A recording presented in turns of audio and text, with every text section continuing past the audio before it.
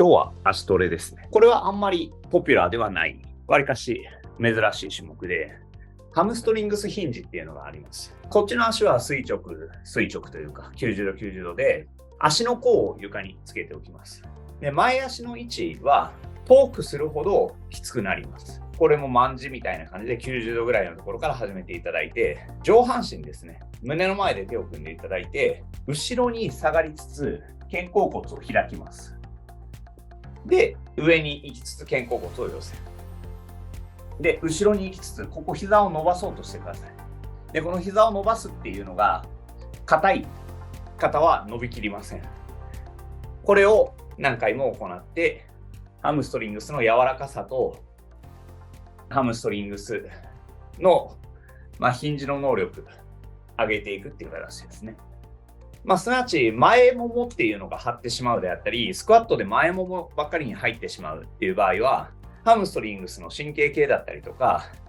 モビリティ、スタビリティ、ここら辺弱い可能性があるんですよね。だからハムストリングスをうまく使えない。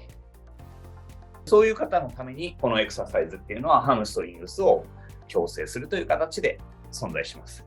ハムストリングスって、この硬さって割と安静時立位、つまり何にも動いてない時の立ってる姿勢とかで、どれぐらい緊張するかっていうので、ハムストリングスの硬さ、お尻の硬さって決まってきたりします。なお、お尻が硬い人もこれは結構辛いです。で、安静時立位っていうののこの緊張がどれだけ抜けるかっていうのが、体の疲労度に大きく関与してきます。つまり、立ってる時に常にハムストリングス、お尻っていう大きい筋肉群が緊張してる状態。パンと張ってる状態になってると、体の筋肉量のもう2割ぐらいをずっと緊張させてるのと変わんないんですよね。自分では力を抜いて緩やかにしてるつもりでも、体の 20% が常に緊張してる状態ってなると、当然疲労って溜まるんですよ。乳酸も溜まるし、それが結局のところ、睡魔の発生する条件とかになっていってしまって、なんかいつでもしんどい、いつでも眠たい、そしていつでもここに引っ張られて、体が猫背になってしまうとか。っていうのにもつながっていくという全体のバランスとしてですね、体、ここ、ハムストリングスからお尻を使えないっていうのは非常にリスクが高い。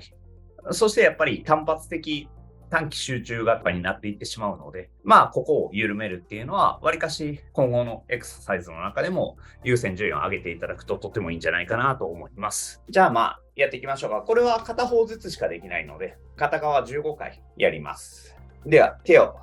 溝落ちの前ぐらいに組んでいただいて、で、お尻側に体重が乗っていくときに体が手を伸ばして、体も後ろの方にっていう形をやっていきます。では、15回いきます。よーい、はじめ。1、2、3。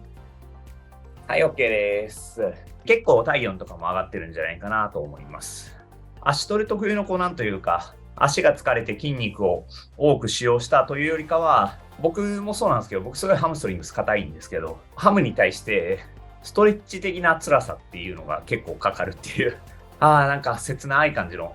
辛さって言ったらわかるかどうか。ハムストリングスに早朝5時半からアプローチしてるなんてもう誰もいませんので、もう皆様は素晴らしい運動の習慣を手に入れているという感じです。